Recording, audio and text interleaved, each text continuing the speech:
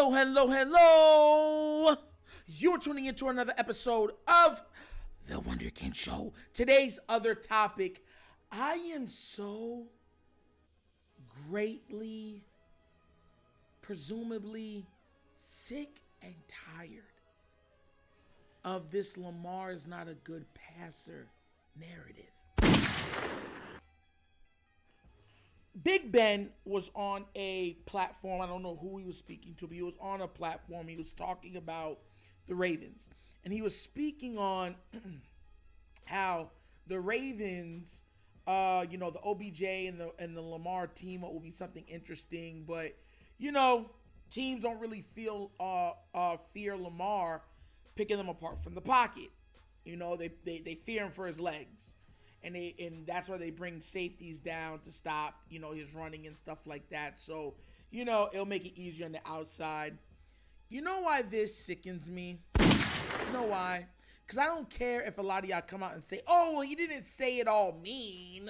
I don't care if he said it nicely. I don't care if he said it timidly. I don't care if he said it jovially. You understand? The narrative that Lamar Jackson is not an elite passer is absolutely dated, it's archaic, and it's a flat-out lie. Because most of the people saying it, he has better passing stats than they do. That's it. Today I even read somebody said, I don't even care about the numbers. I look at my eye test. Oh, God. Yo, I've never seen somebody where people throw common sense just out the window. You know what I'm going to do? I'm going to play it. I'm going to play the clip. It's like a minute clip. And I'm going to break it down real quick. And then I'm going to give you numbers why Lamar is just that guy. Why he's so fly. Why number 8 will most likely win multiple Super Bowls. And he is one of the best passers in the league today. So without further ado, let's get this party started. It just depends. I think if Lamar comes back and is playing happy, right? Like, is he just coming back on a franchise tag where he's just kind of like, really don't want to be here, I'm just collecting a check? Yeah. Or does he get a deal and he comes out there and he's like, I'm going to go out and do my thing. And then you got that dude out there on the outside. Mm-hmm. It's going to be a problem. It's a big deal. It is. That's a big boost. Yeah. Because you better put a safety, with Lamar, you want to bring safeties down to help stop the run. Because you don't really fear Lamar's arm, his accuracy all the time. Sure. He's got a huge arm. He can make things happen when he scrambles and whatever, but you don't fear him just sitting in the pocket and picking you apart. Sure. So you can bring safeties down because you do fear him running because he's a different level runner. So you fear that. Yeah. So you bring safeties down. But now, if you got that guy on the outside, you better put a safety back or it's one-on-one. You can just throw it to him. Mm-hmm. So it definitely creates some potential opportunities for that offense and for Lamar to run if he has to, or to take those big shots down the field if he needs to, if they're bringing the safeties down. Yeah. No, I think that... Listen, I'm going to be real with you, and I want to make sure that this doesn't get lost in the sauce. And I want to read this off real quick. Real quick, because I had made sure that I got it. 37 of 43 completion versus attempts, 442 passing yards, 4 passing touchdowns. You know what I just read to you? I read you the most accurate quarterback, 4+ yard, over 400 yard game for a quarterback in the history of the NFL. You understand what that is? Those are the stats for that game. Do you know what the quarterback is that did that? Not Tom Brady, not Peyton Manning, not Drew Brees, not Ben Roethlisberger, not Kurt Warner, not Brett Favre, not Aaron Rodgers, not Patrick Mahomes. It was Lamar Jackson. That's who. You understand? That's why it's frustrating. Every statistic that he's ever measured passing-wise, it gets lost. Oh, he might have led the league in passing touchdowns, but, set up by his legs, and if you can't run, you can't throw, so, Lamar Jackson's arm, he has a whip. This is why I said the media deserves so much of the slander for what happens to Lamar. That's why if I was Lamar, I wouldn't talk to them, right? Because in college, his arm was never a question. You understand where I'm coming from? It was never a question, ever. They said that he had a literal cannon on his shoulder. You understand? He could have been War Machine with a big cannon right here. Bang, bang, bang, bang, bang, bang, bang. Yeah, yeah, yeah, yeah, yeah, yeah, yeah. That's what he had. That's how he was scouted. Everybody knew that. And as soon as he got to the league, narratives, oh, he doesn't have that strong of an arm. He can't make all the throws. He can only throw to the middle of the field. He can't read defenses. People don't respect his throwing. He's a glorified running back. Like, when will it stop? When? When will people stop getting lost in the sauce and just tell the truth? This is why I said that a lot of time, perspective or the way that you are viewed a lot of times can become facts in other people's eyes. They do not want to move off of what used to be or what was the narrative at one point, even if the truth is staring them in the face.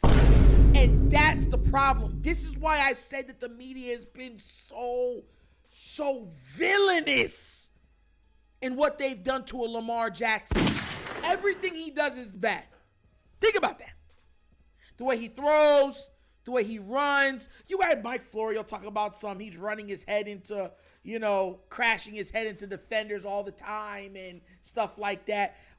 Listen, there's maybe 2 or 3 straight up hits that Lamar Jackson's actually taken in his NFL career outside of the pocket. 3.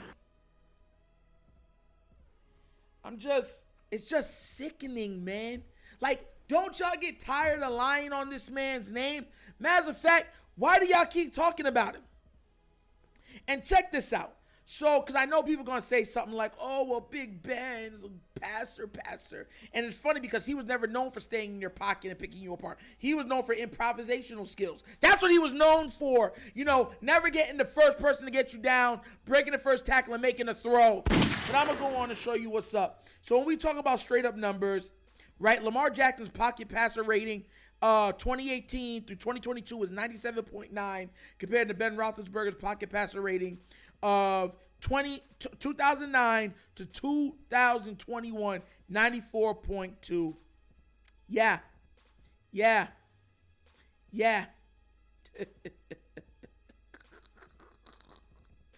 It's like, at what point do people just say, he's the guy? It's okay if you were wrong. Listen, nobody's going to be right against every player that they evaluate. That's why Aaron Rodgers was picked where he was picked. That's why Russell Wilson was picked where he was picked. That's why Tom Brady was picked where he was picked. Sometimes you evaluate wrong, but after a while, you have to admit your wrongness. They refuse to do it with Lamar. Refuse. Oh, he's such a runner. He doesn't deserve his money. That was the narrative before. A lot of people were saying the Ravens were so smart and doing what they were doing. At what point do you stop pocket watching for this young man? At what point do you stop belittling his career? At what point do you stop sabotaging his greatness? At what point do you stop lying on his name? Because let me tell you this right now. Lamar Jackson has dealt with a lot of you with kid gloves. Kid gloves. It would be funny if he would treat a lot of you that lie on him, say the stuff that y'all say, like how Ben Roethlisberger would treat some of the people in the media, or Brady would treat some of y'all in the media, or Peyton Manning would treat some of y'all in the media. It wouldn't be the prettiest thing, would it? No, it wouldn't. Lamar is sitting there operating with a microscope pointed straight at his forehead all the time. He's done everything he's done with all of you laughing in his face. You said he should have been a running back. You said he should have been a wide receiver. Anything outside of a QB. The man comes in and wins a unanimous MVP. Leads the league in passing touchdowns while sitting out an accumulation of 2.5 games. But that all goes out to the wind. That doesn't count when it comes to Lamar. Why? Because we don't like him. That's why. The human mind. If you keep feeding it the same thing over and over and over again, it either becomes desensitized to it or it starts to believe it. Understand? That's why they do that. They are willing to paint the narrative of Lamar Jackson being just this runner, this gifted runner, who only makes it as a runner, who should be a running back, but somehow got lucky, played QB, but he's a runner. Passing. Tell me this right now, and I'm going to close on this.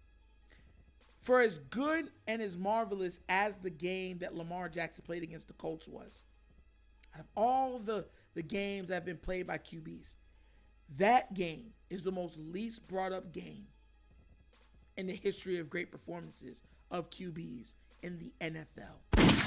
And it's so crapped on, it's so lost in the annals of time that you have to start asking yourself why.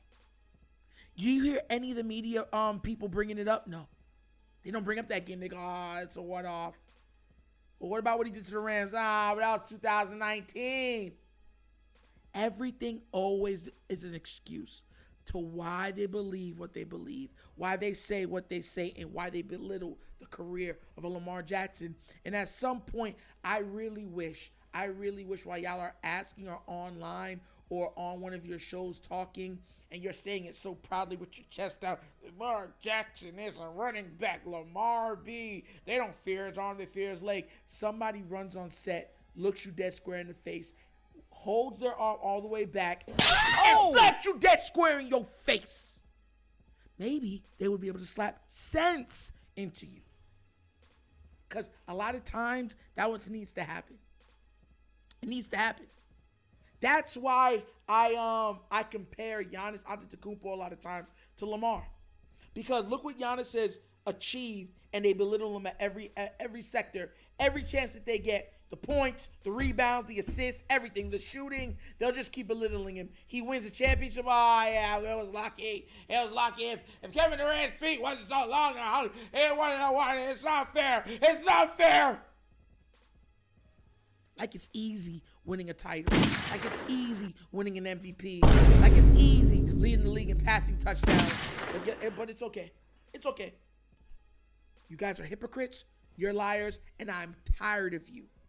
Tired of you. And that's another episode of The Wunderkind Show. Listen, man, y'all can be anywhere else in the world, but you hear me, you know I appreciate it. Please do remember, like, subscribe, hit that notification bell, and leave a comment. You know I read the comments. I love the comments. Just be kind and respectful to people with differing opinions. We got no problems. And at the bottom of the screen, you'll see a Cash App. That's a QR code for a Cash App for all donations regarding the Wunderkind Show. You can also find that Cash App in all of the descriptions of any video that we put out on the Wunderkind Show. $, the Wunderkind Show. Also in the description of every video you'll find is the Patreon for the Wunderkind Show. Yes, that is now up right now. We have 5 patrons on the Wunderkind Show. # Team Wunderkind.